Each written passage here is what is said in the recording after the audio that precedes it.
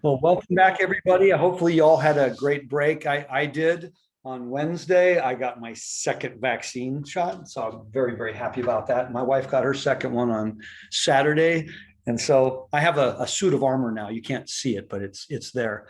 All right. So today we're going to go over polar integration, and I'm going to do a little bit of reviewing of what you did in Calc 2 to remind you of what you did back then, so that we can extend the same notions into 3 dimensions. So first, let's do a little reviewing of just what are polar coordinates in general. So on the XY plane, if I take any point,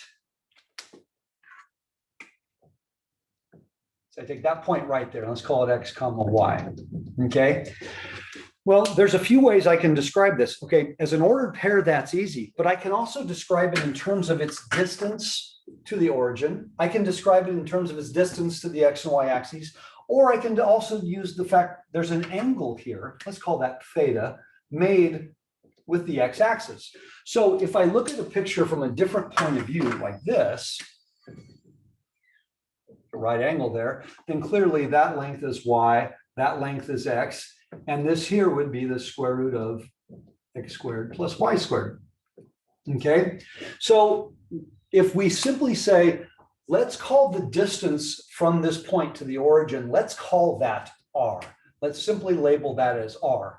Then I can describe every point on the XY plane in terms of its distance to the origin and the angle made with the x-axis if I draw a line segment. Now, the reason it's called polar coordinates, a lot of people forget, the pole, the term pole in polar coordinates refers to the origin, but it refers to the origin as a single point. There are no axes. So here's my pole. That's the pole. Now, if I take any point,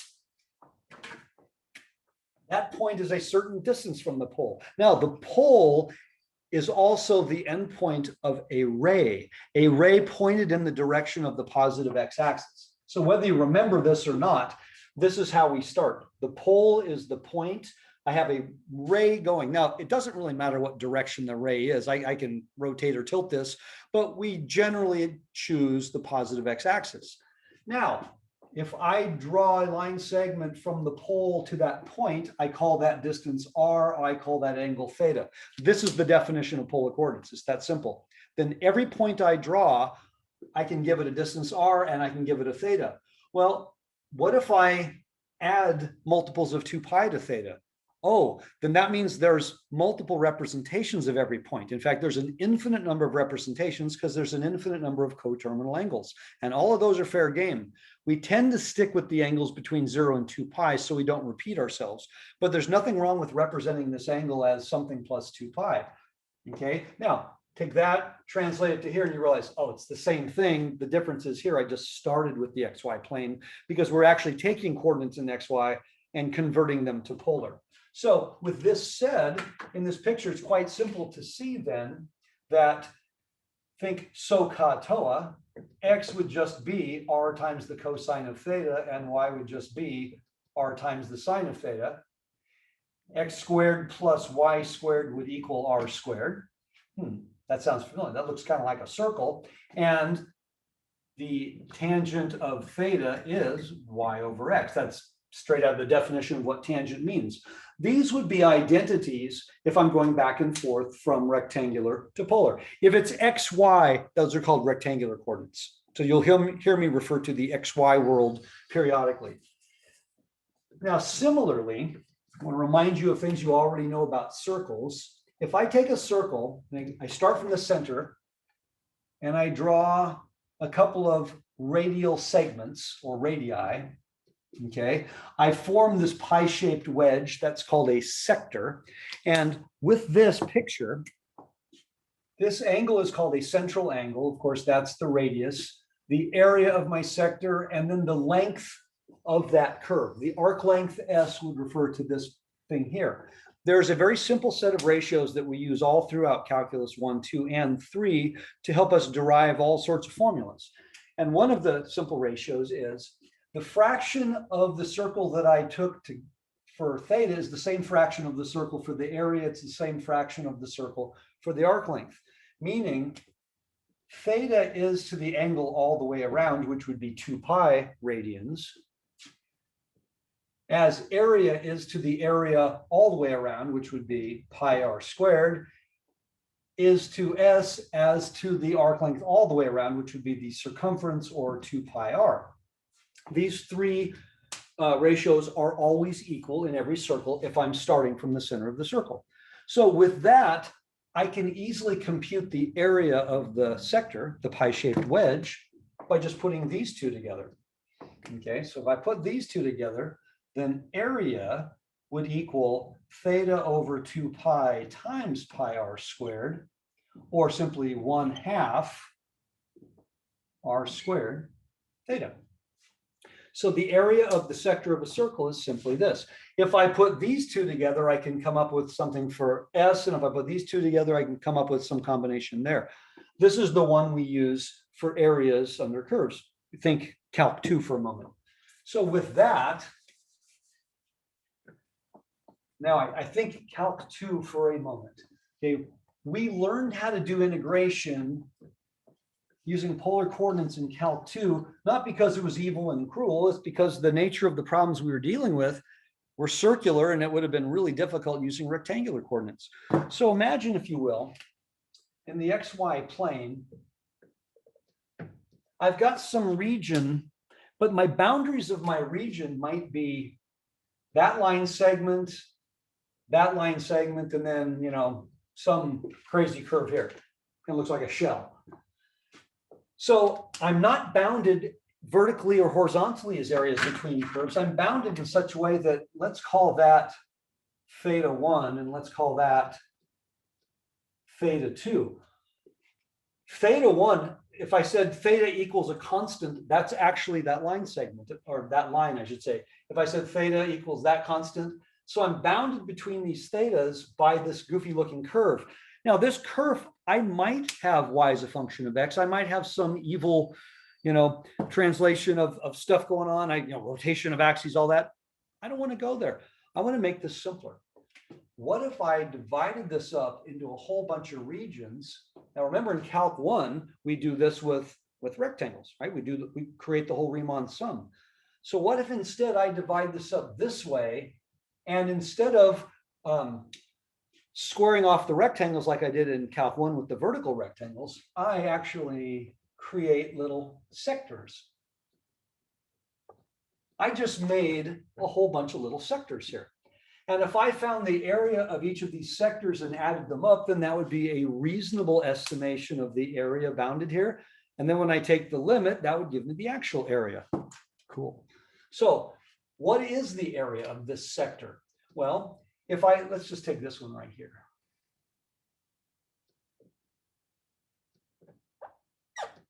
Okay, well, we'd call this, okay, this would be delta theta 1, delta theta 2, and so on.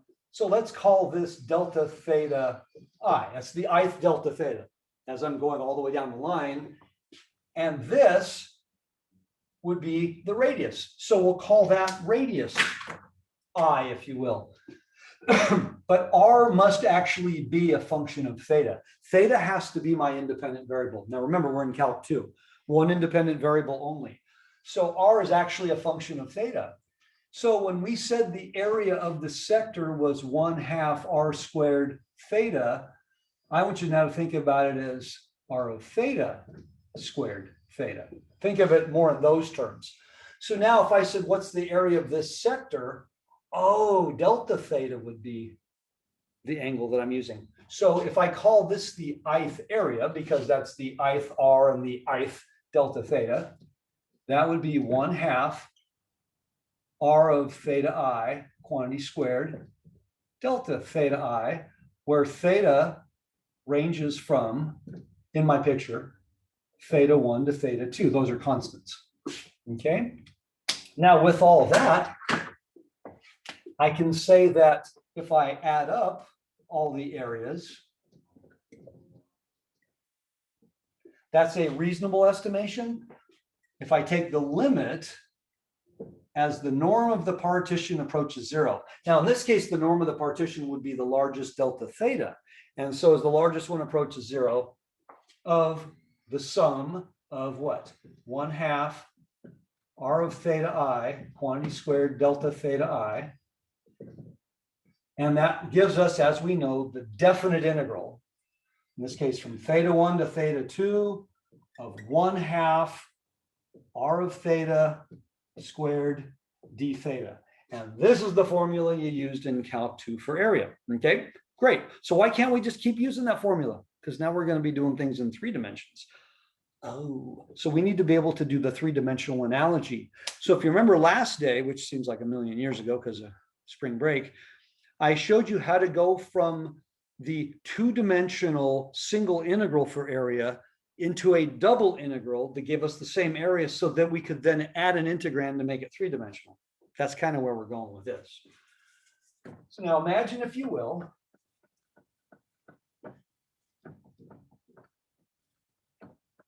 okay, let's just take that same sector that we just dealt with a moment ago.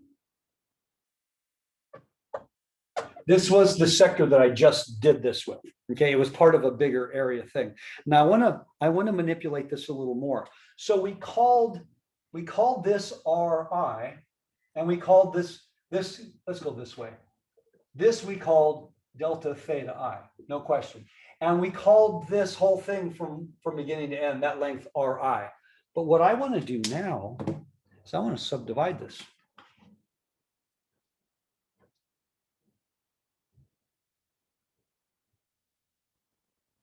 Okay, what we did in the rectangle case was we took one of our vertical rectangles and then chopped it up. So we made a bunch of little rectangles and then did a double sum.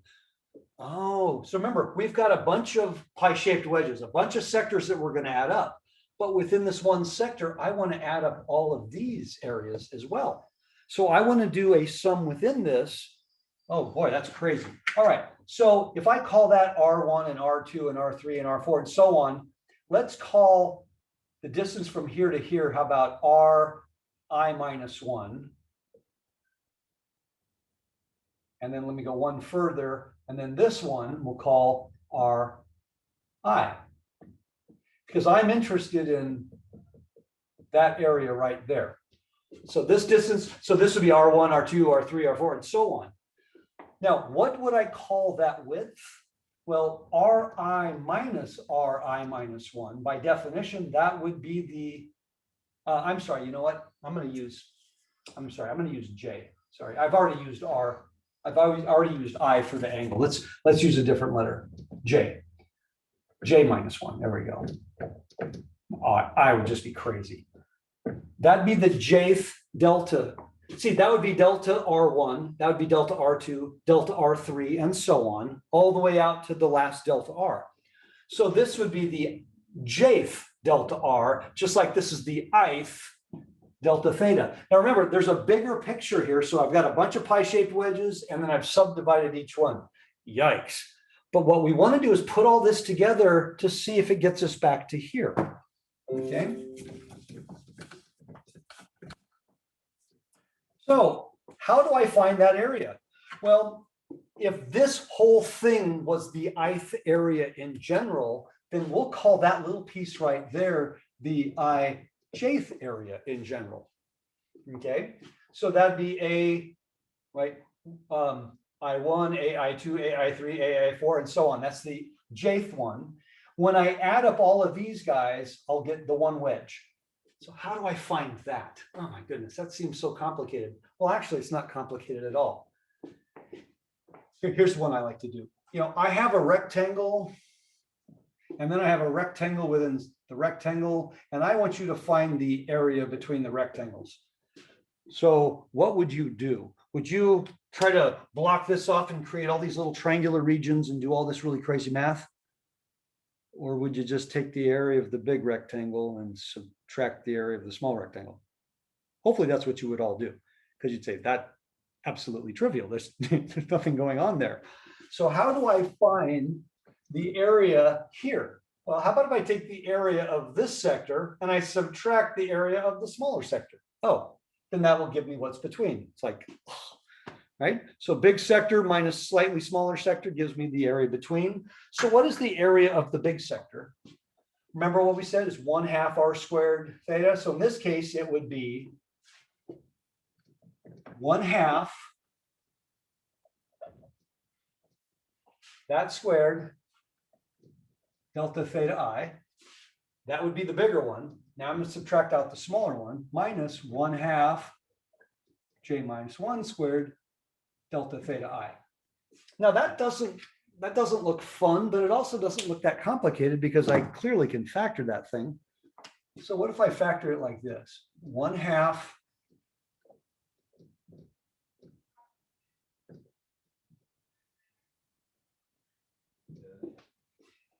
so you see that, you go, oh, okay, that seems pretty obvious. And that being a difference of squares means I can factor it further.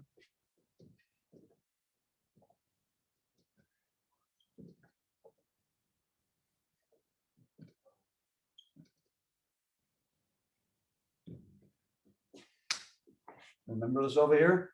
Rj minus Rj minus 1, that by definition is the delta Rj.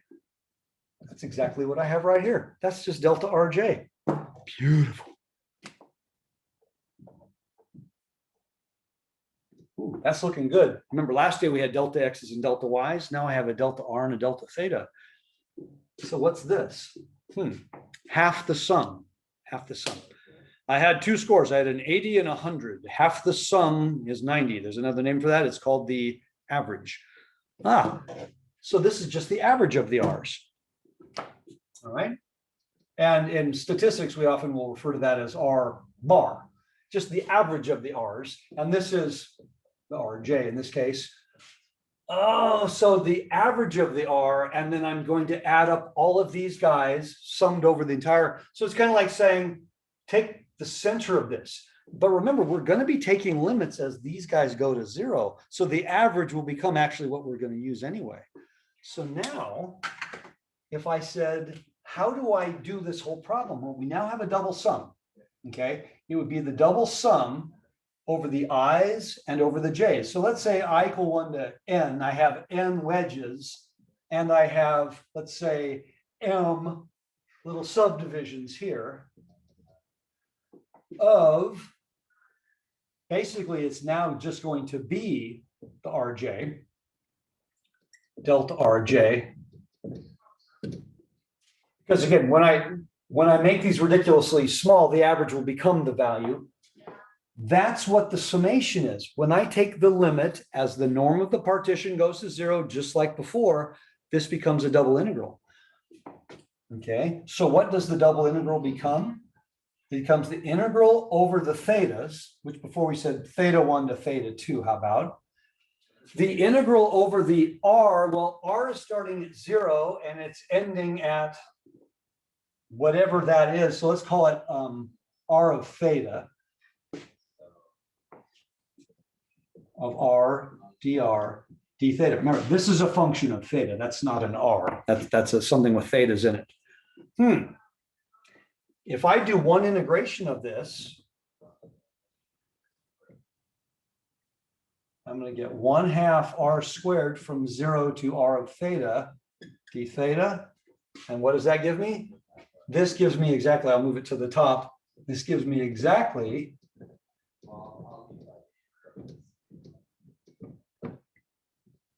that's exactly the formula that we just derived from Calc 2.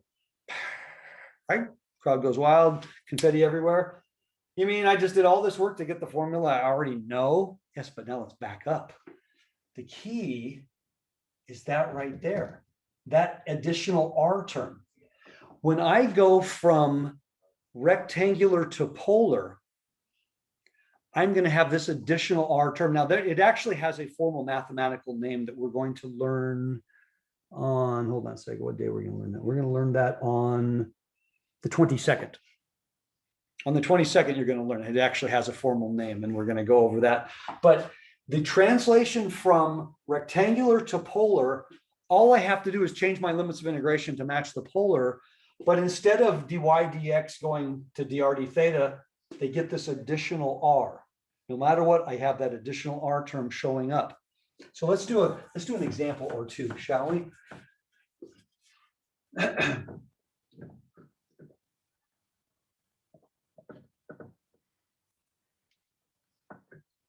All right, so the first thing I want to do is how about we find the volume of a sphere? Okay, so I've got the following sphere. I've got x squared plus y squared plus z squared equals a squared. A is the radius of the sphere. Let's keep it pretty simple. Okay, so if I was to set this up in rectangular coordinates, okay, in rectangular, I'm a one-trick pony. I can draw spheres. Okay, what do I know? I know that's A. Now, if I put axes on this thing,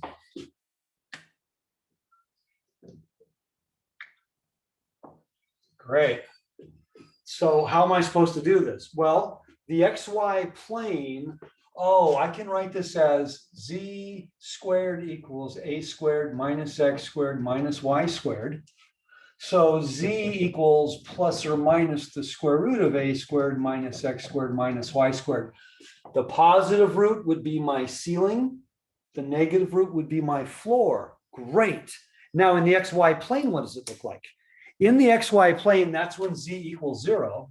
I'd have x squared plus y squared equals a squared. So in the XY plane, when I'm setting up my limits of integration, okay, oh, I'd have to do y equals plus or minus the square root of a squared minus x squared, because that'd be top half of circle, bottom half of circle, and finally x would just range from negative a to a. It's going to be kind of complicated, but let's go ahead and write it down. I know with certainty, let me erase my beautiful picture now. I know with certainty that I can state that the volume of this sphere, okay, in x, it's going to go negative a to a. In y, it's going to go negative root a squared minus x squared to positive root a squared minus x squared. And then it's going to go from top z, a squared minus x squared minus y squared, minus the negative of that.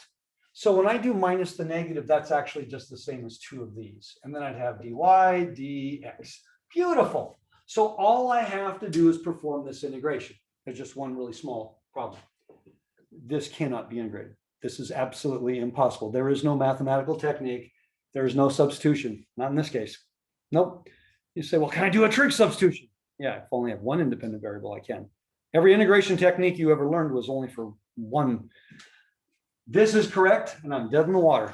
I can't go any further because I can't integrate that. Oh, darn. If only. Well, what if I think of this as polar? Oh, well, if I go polar, a lot of things are going to change here. So let me go back.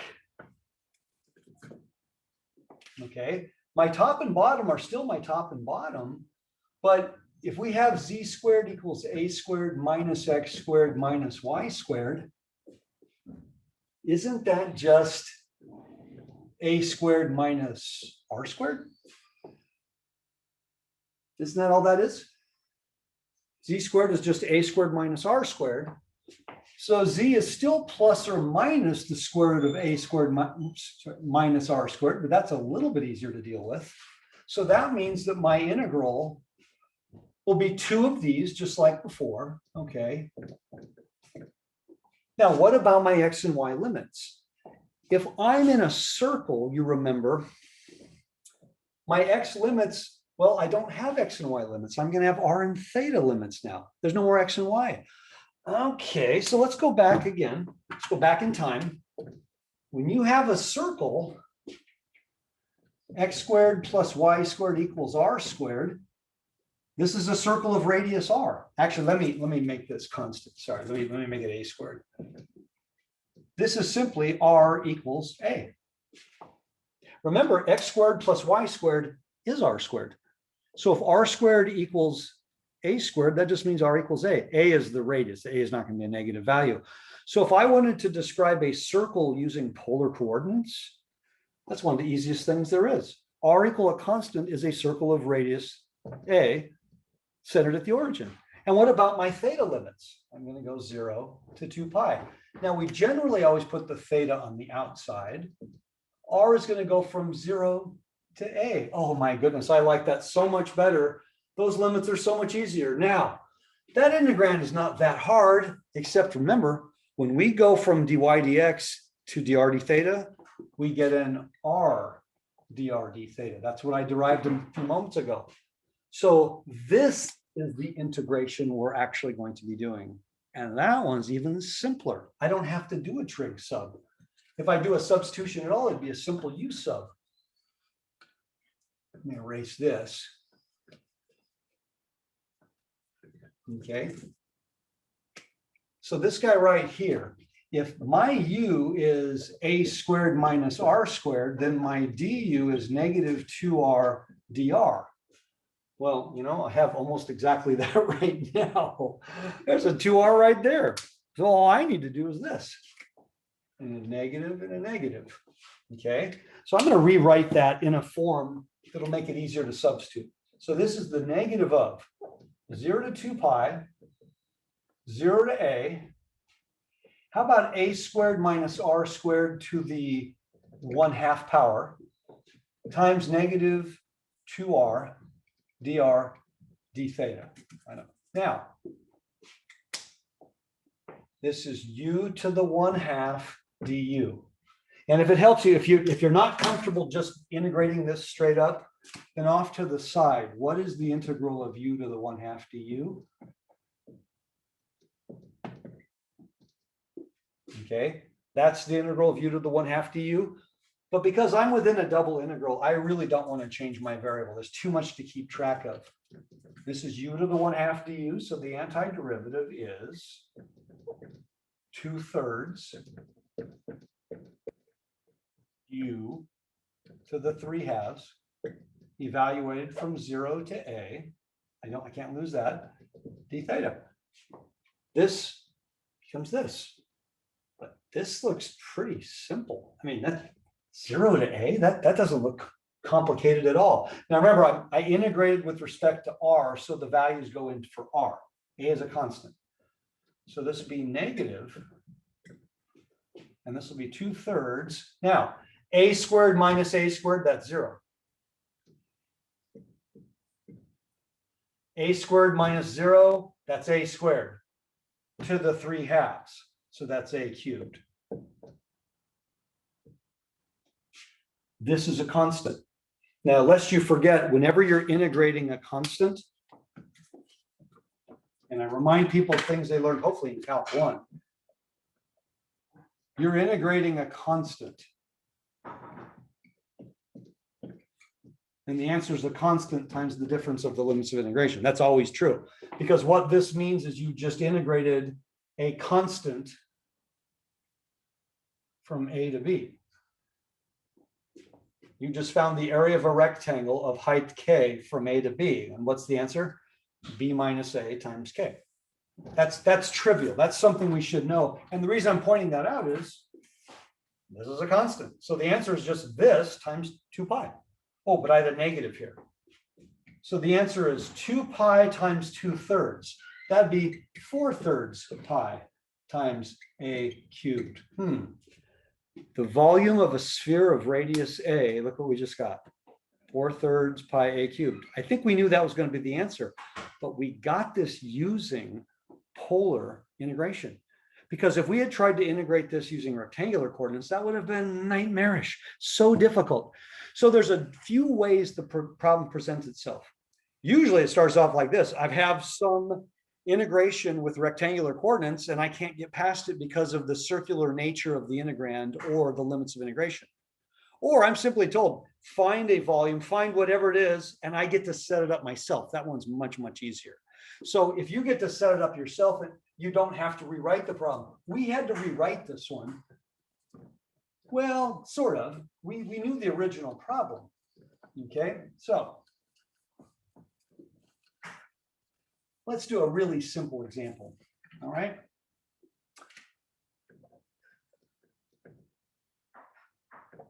Remember how this works? The region in the XY plane, it's whatever it's bounded by. I want to integrate, how about, let's keep it simple. How about I want to integrate XY times x squared plus y squared to the 3/2 power dA. That looks sufficiently nasty. And our region in the xy plane is going to be, how about x squared plus y squared equals 36 in the first quadrant. I want the first quadrant portion of that circle of radius 6. So that's actually my region, meaning that's my region. Okay, a quarter of a circle. Now, I can set this up using rectangular limits. That's actually fairly simple. If I want to say x is going from 0 to 6 and then y is going from 0 to the top of the circle, great. The problem is right here.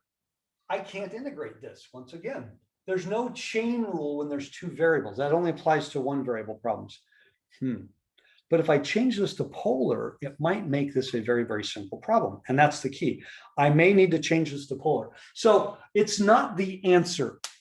It's not the answer that we care about in this case. Okay, strangely enough, we're not interested in the answer. We're interested in how to convert it to polar. I'm going to do several versions of this. Sometimes we won't integrate because I just want you to convert it. Other times we'll integrate it down to the end. Now, how do I know that I want to go polar in the first place? There's two reasons. One is because my region is bound somewhat by a circle, and to do that rectangular sometimes can be nasty, but actually the bigger giveaway is this guy right here. Whenever you see x squared plus y squared, whenever that shows up in the problem, that usually is an indication that you want to go that route, okay? So again, the x squared plus y squared is kind of the giveaway, all right? More than anything else, that's going to be kind of the thing. So if I was converting this to polar, first of all, that is simply r equals 6. So r, in fact, let me write it this way. R is going to range, therefore, from 0 to 6. This is what you did in Calc 2. I mean, you drew a little wedge. Oh, yeah, my radius is going from 0 to 6. What's theta going to range from? Anybody want to tackle that one? What's my range of values for theta? 0 to pi over 2. Pi over 2, because I'm only in the first quadrant. If I was doing a whole circle, it's 0 to 2 pi, and that's probably the most common range you get, but it's not automatic. So 0 to pi over 2, okay? Again, I'm only, in this case, I'm interested in basically the translation, not the integration. Integration practice is something you can do aside. Converting this to polar is huge, because there's no possibility of doing this in rectangular, but if I get a polar integral, I at least have a fighting chance here. So this is going to become 0 to pi over 2. Generally, with rare exception, you're always going to do your theta last, because your theta limits almost always are constant. Your r limits might be constant, or r might be a function of theta. But theta limits are always constant. So therefore, put theta on the outside is just a really good way to go. Now, in this case, once again, the r limits are constant. Now, how do I translate this? Remember, in polar, what is x? Anybody? If you remember x, then you can definitely remember y. X was what? R cos theta. R cos theta, exactly. Then y was r sine theta. And what's that? That's r squared to the 3/2, then r dr d theta. Okay, is everybody cool on that? No. Good start. So we said, oh, x and y. Never mind. Yeah. I'm trying to make this real. You guys see that? Yeah. Now, this is this. The only mistake anybody ever makes on these is they forget that r. It's r dr d theta automatically included, not because I told you so, but when I did the area of the wedge, we saw that it was the r delta theta. The r showed up. It was very important that we got that. Now, I obviously can clean this up a bit, so we should. So how many r's do I have? I have 1, 2, 3, and this will be an r cubed. So that's r to the 6th cos theta sine theta dr d theta. Now, I'm less interested in the rest of the problem, but the rest of the problem actually is very simple from this point on, because the R integration, there's nothing clever about the R integration. And then I'm going to get a constant. And then I'm going to integrate cosine times sine, which again, that's not complicated either. So I'll go ahead and walk you through it. All right. So I'm integrating R first. So that'd be 1/7 R to the 7th cos theta sine theta, R ranging from 0 to 6 d theta. So I'm going to have a 6 raised to the 7th power. Okay. So what is 6 raised to the 7th power? That would be really big. 279,936. So 279,936 over 7. I'm just going to move it to the outside. And I have cos theta sine theta d theta. Well, that one should be pretty simple. Given the choice, I'd probably choose my u to be the sine theta. Then my du is sitting right next to it. So the antiderivative is just 1/2 sine squared.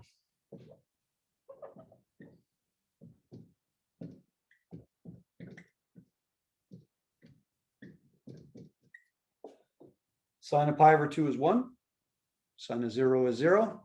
So my final answer is just whatever that comes out as a fraction. That part was easy.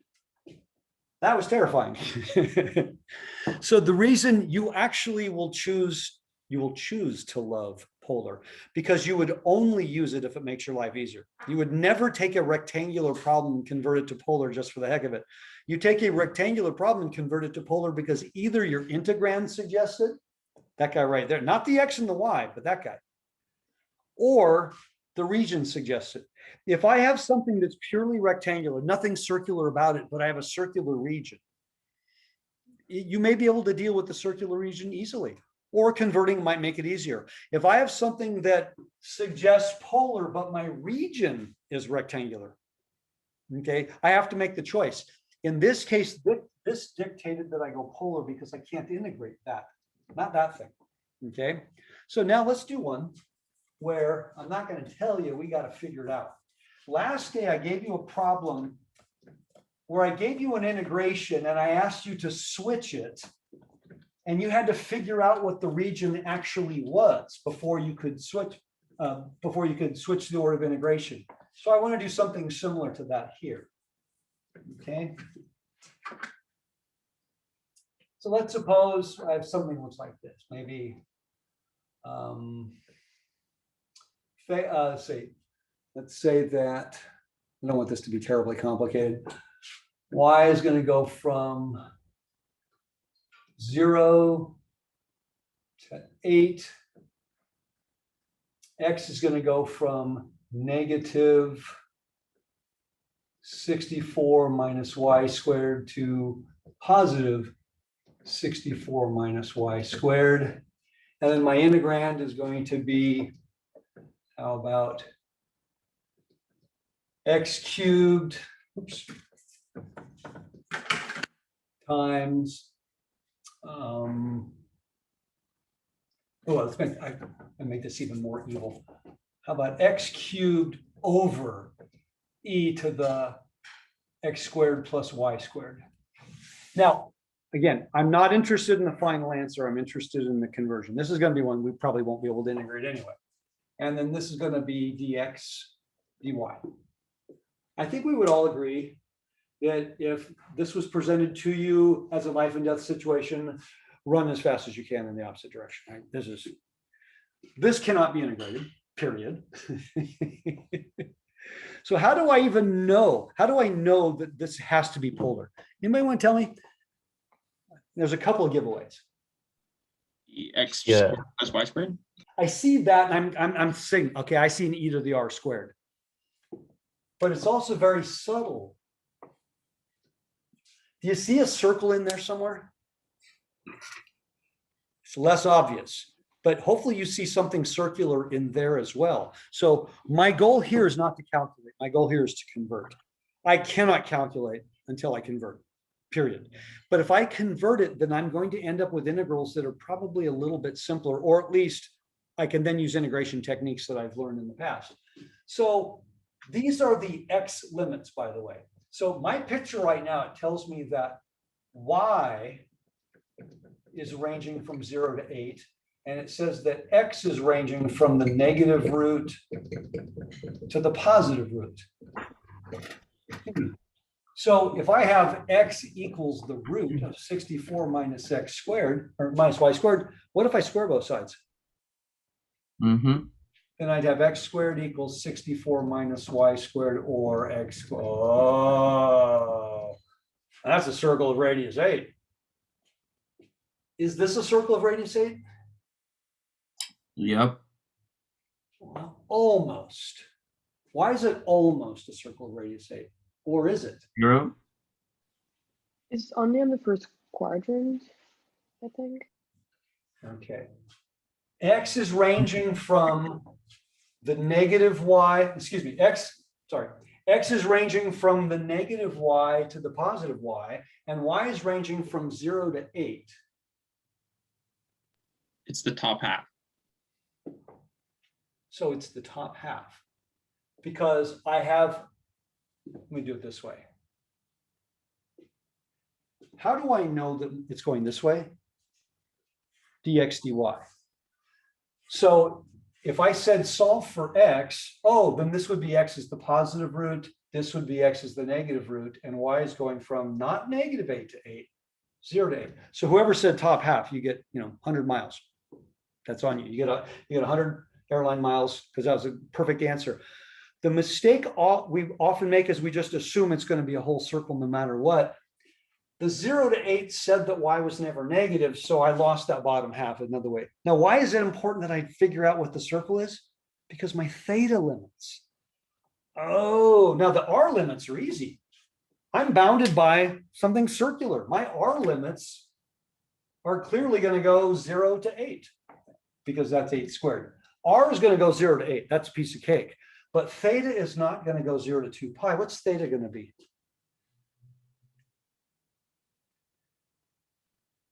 I'm going to try. What's theta going to be? 0 to pi. 0 to pi, because it's only going from here to here. By the way, if you just wanted to be ornery, could you say it's going from 2 pi to 3 pi?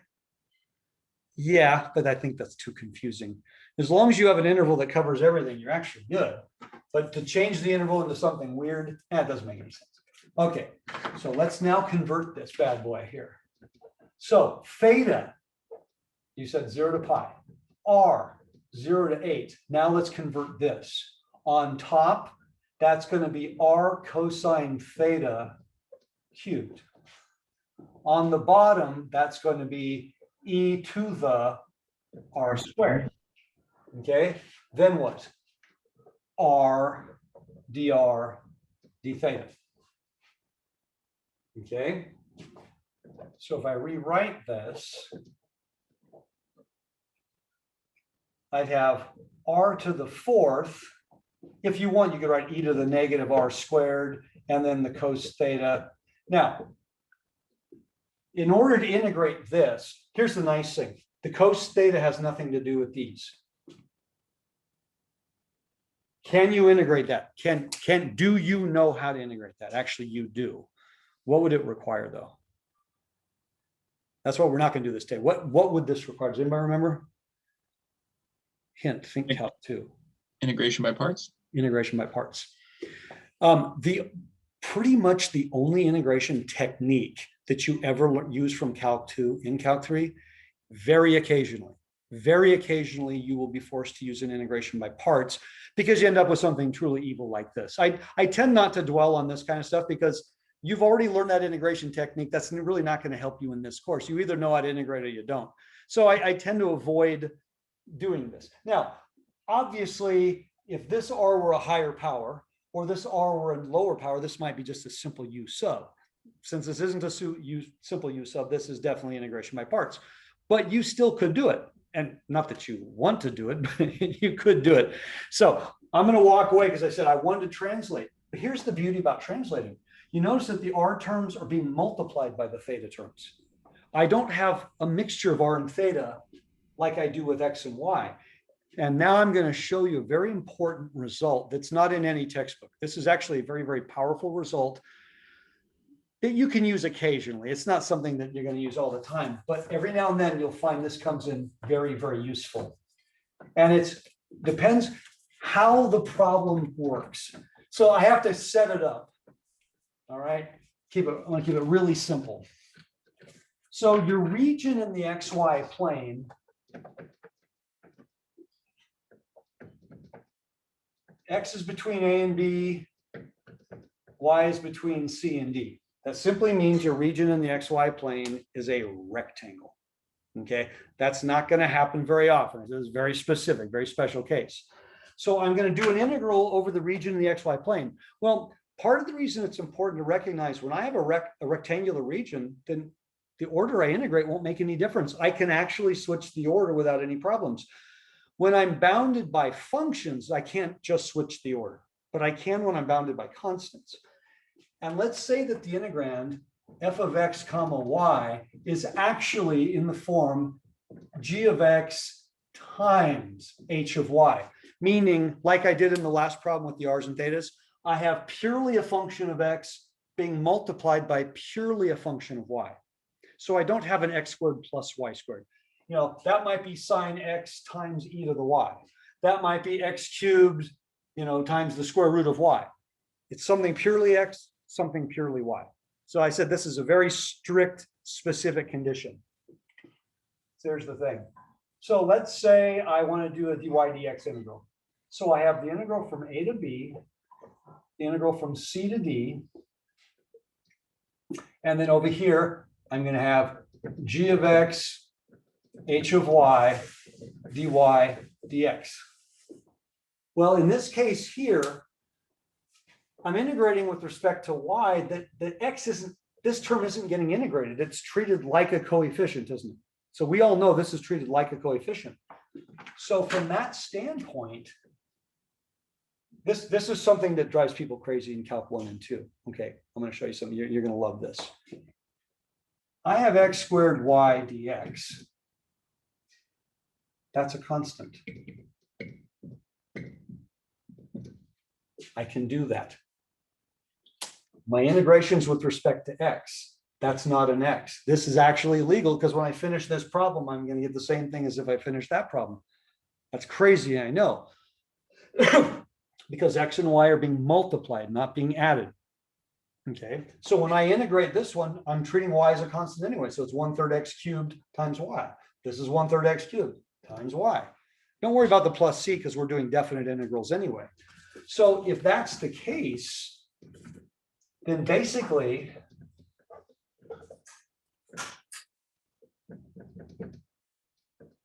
for the same reason, I'm going to do it like this so you can see what's going on here.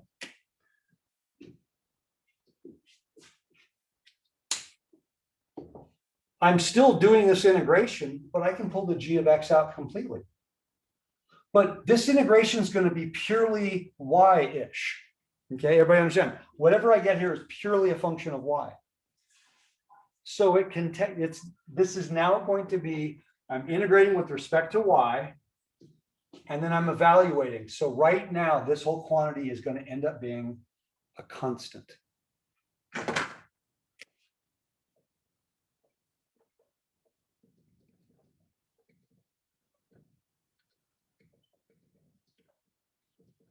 Because this quantity right now is a constant, I'm going to pull it outside the integral. And what did I just do? I just took this double integral and wrote it as the product of integrals. You cannot, in general, take a double integral and write it as a product of integrals, not in general.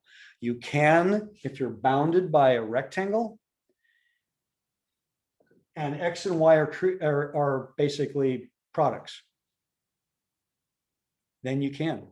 Because I just showed you, we know this equals this, and we know this equals this, and I just pulled it apart. Now, this is not a technique I want you to use in general because it isn't necessarily saving any time. Oh, but then it means I could also write these in reverse order, which means getting back to here, I could have switched the order of integration. Okay, there's some really cool things that take place. One of the single most important integration formulas that exists, this is part of the trick to do it. Okay, I'm going to show you this. You now have the ability to understand what we're going to do next. I want you to understand that I'm going to show you one of the most important results. It certainly is foundational to statistics and to differential equations. It's considered one of the single most important integration results. And I never saw it in a math class. I saw it when I went back to school a few years ago and did statistics at San Diego State. I did all the graduate work there. And I saw this derivation in like my 4th year graduate stats course. I went, oh my God, that's incredible. I've been teaching stats for a million years and I never knew that's where it came from. For those of you who understand, there's something called the bell-shaped curve in statistics. The normal distribution is what we call the bell-shaped curve. And the bell-shaped curve comes from a function that looks like this. F of x is e to the -1/2 z squared. Now, technically, before we make, I'm sorry, f of z. Before we make the conversion, it's actually -1/2 x minus mu over sigma quantity squared, but that's converted to something called a z-score. So those who've had statistics, it's probably the scariest integration there is. So I want to do this. Well, where does this go? This goes from -infinity to +infinity. So that means to find the area under this curve, I need to do the following improper integral. By the way, it doesn't matter what letter of the alphabet you use. I'm using Z because we call it a Z-score. You could call it X, you call it Y. This is considered one of the single most important results in all of math and science because it's the foundation of all statistics. It's foundational in differential equations. We've solved a lot of problems. We have just one really small thing that we have to consider, and it's not the infinites. E to the -1/2 z squared can't be integrated. Oh, so I need to perform an integration on something that can't be integrated with infinite limits. That's all I need you to do. Does that sound like an ominous task? The answer is finite, by the way. But we look at that going, so this one you're going to like. This is to me one of the coolest results that you learn in Calc 3. Calc 3? How's this 3? I'm going to show you. We want to do that problem. So let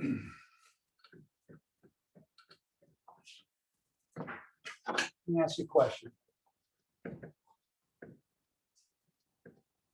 Oops, sorry, -1/2 z squared, sorry. In differential equations, you actually just do you leave out the 1/2 in a lot of the formulas because that one's not as important. It doesn't change how you do the problem.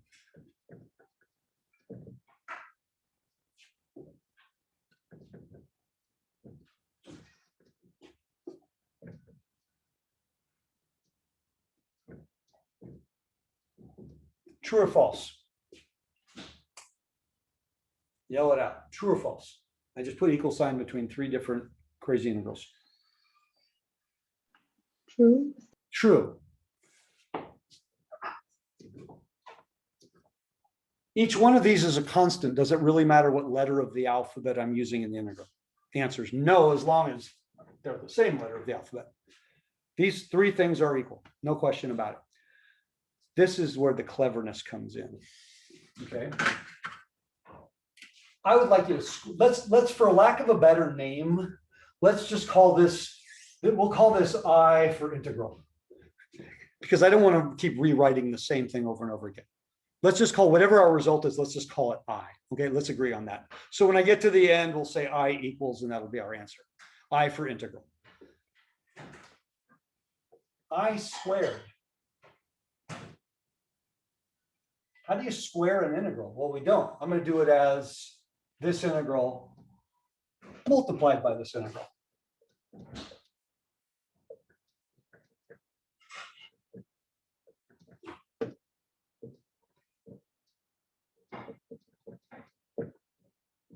Okay, stare at that for a moment. Do you agree with that? Because we said this equals this equals this. So if I multiply any 2 of these together, that's the equivalent of just squaring the original integral. Boom. Now, although I'm going from negative infinity to infinity, that's true. My limits of integration are constant. There's no functions in there. They are constant. So think of it this way, that my limits of integration are the entire XY plane, right? I'm going infinite in every direction.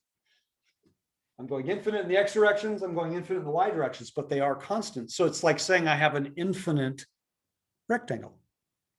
Okay, I'm just going same in both directions forever. Okay, why is that important? Because that's purely a function of X, and that's purely a function of Y. And didn't I just show you a moment ago that when you have an integration over a rectangle and you have a pure function of X and Y, you can pull them apart? Well, then for the same reason, I can squish them back together.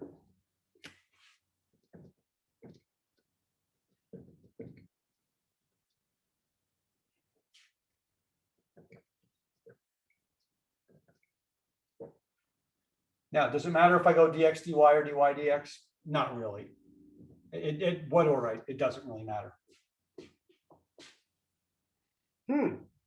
Again, pure function of X, pure function of Y, constant limits.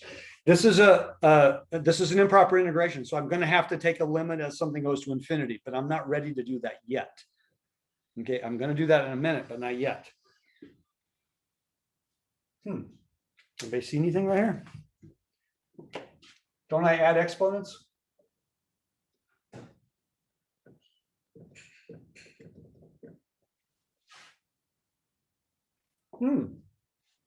That's interesting. When I multiply this by this, I get this. I don't know you, but that smells kind of polar to me. I bet we could convert this into a polar integral. But if we convert it to a polar integral, that means I need to have a circular region. Well, we do. You see, if my region in the XY plane is the entire XY plane in both directions forever and ever and ever, is that any different from saying my XY plane, I'm going to have a circle of infinite radius? I'm still covering the whole XY plane. So whether I have a circle of infinite radius or a rectangle of infinite dimensions, I'm still covering the whole XY plane. It's kind of clever, I know, but it's cool.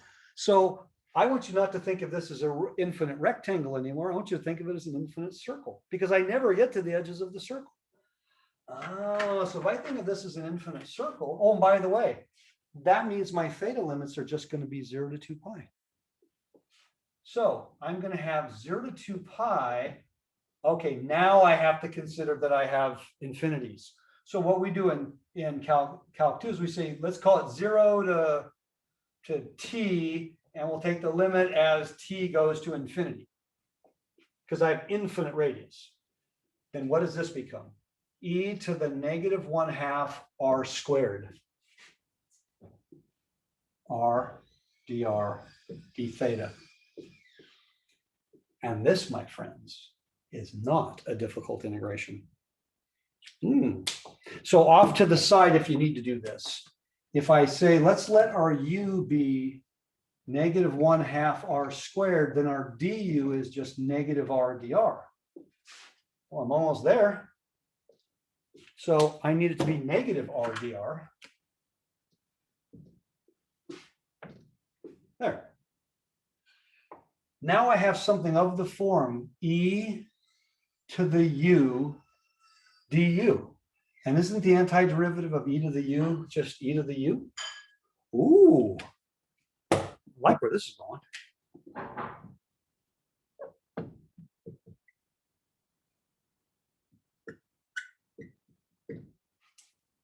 E to the u du, the antiderivative is e to the u.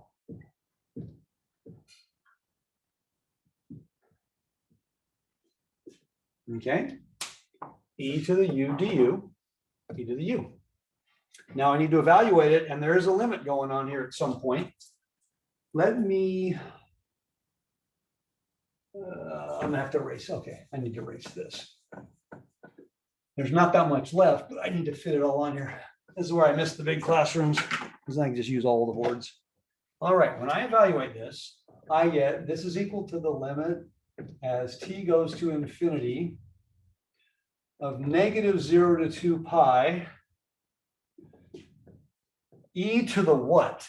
To the negative 1/2 t squared minus e to the 0 d theta.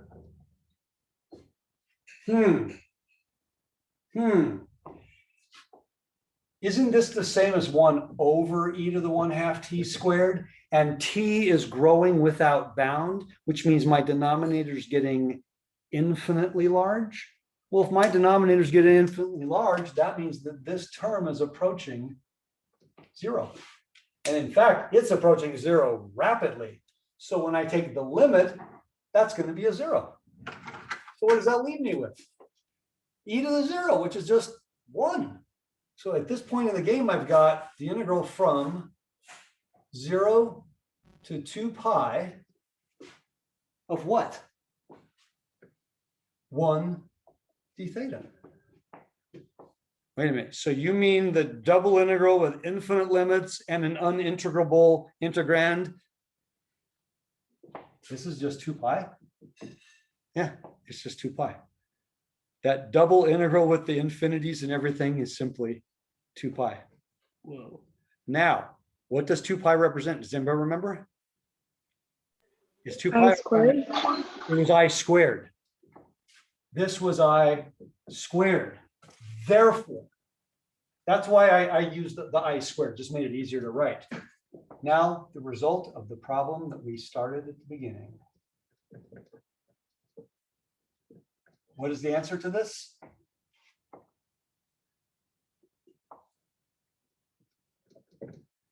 This is considered one of the most important results in all of math and science, believe it or not.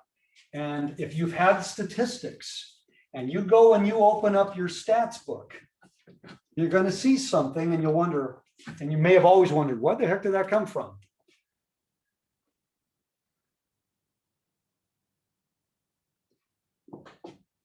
The equation of the normal curve is not exactly this. If you go look at your stats book, it is this.